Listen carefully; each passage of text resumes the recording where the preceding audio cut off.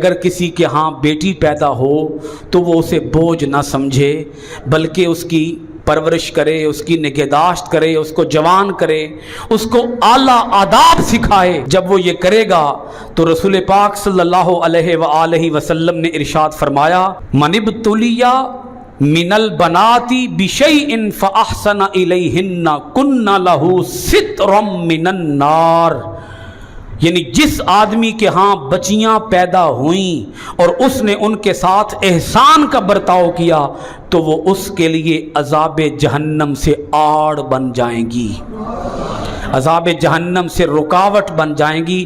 دوسری حدیث پاک سن لیجئے، قال رسول اللہ صلی اللہ علیہ وآلہ وسلم من عالا جاریتین حتی تبلغا جاء یوم القیامت انا وہو ضم اصابعہ، جس نے دو بچیوں کی پرورش کی، کتنی جی؟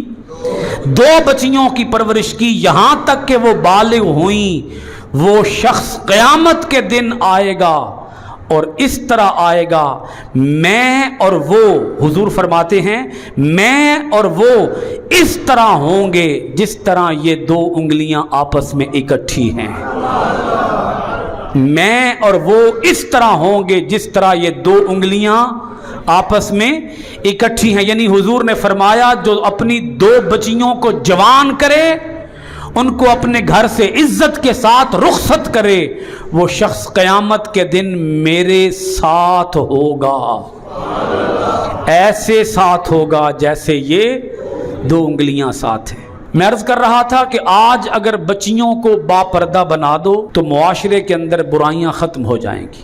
قصور مردوں کا ہے، عورت کا قصور نہیں ہے۔ ہماری بیٹیاں ہیں نا، بیٹیاں تو ہماری ہیں، مائیں ہماری ہیں، بہنیں ہماری ہیں، چھوٹ ہم نے ہی ان کو دی ہوئی ہے نا۔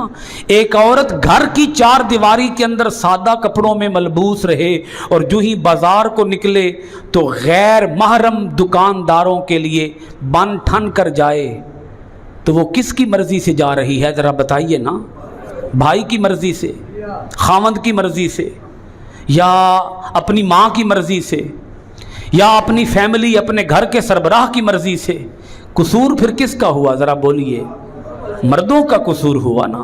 آج اگر ہماری مائیں، بہنیں، بیٹیاں، بیویاں اگر وہ ہمارے کنٹرول میں نہیں ہیں اور بے پردہ ہیں اور غیر محرم مرد انہیں دیکھتے ہیں، اور ہماری مائیں، بہنیں، بیٹیاں، بیویاں اگر غیر محرم مردوں سے ملاقات کرتی ہیں اور ہم اپنی آنکھوں کے اوپر پٹی ڈال لیتے ہیں، ہم اس کو اپنے نوٹس میں نہیں لاتے، اس اپنی ماں، بہن، بیوی، بیٹی کو نہیں روکتے، تو کل میدان حشر میں ہم جواب دہ ہوں گے۔